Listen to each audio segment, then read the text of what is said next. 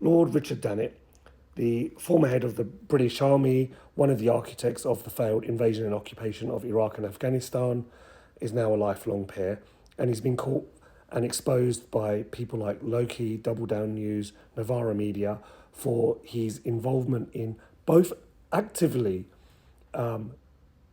engaging in trying to subvert or influence a police investigation, and also by lobbying two Home Secretaries, as if they needed much lobbying, to ban and prescribe Palestinian action and turn it into a terrorist organisation.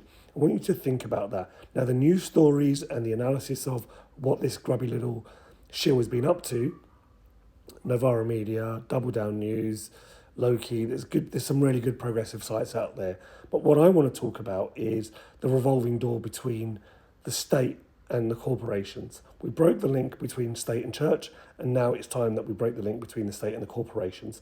Now, this guy gets funding, lobbying, legalized bribery, for want of a better word, to take money from a US manufacturer that's now killing. They're sending arms to Israel to kill Palestinians, to starve Palestinians, to occupy East Jerusalem, the West Bank, and Gaza. And this guy is a lifelong peer in the House of Lords.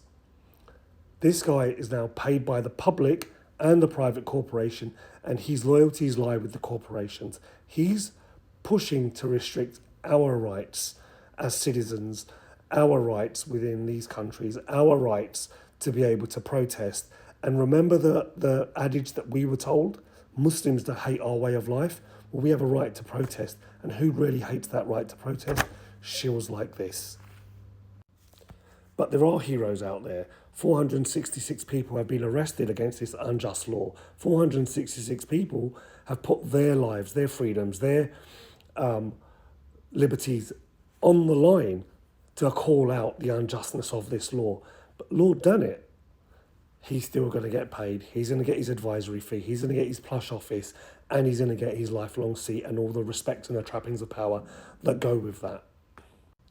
In Naomi Klein's book, The Shock Doctrine, she talks about that interrelationship. And this is a 10-year-old book, and there are other books out there, but this is the book that particularly resonated with me. She talks about that revolving door between the state and corporations and the crony capitalism. And I believe we used to see that in the developing world. We're now seeing that in our world, not because it's new, it's because it's now becoming exposed. It's our job to expose them further. Through light, through exposure, we make it much more harder for these grubs to take the piss.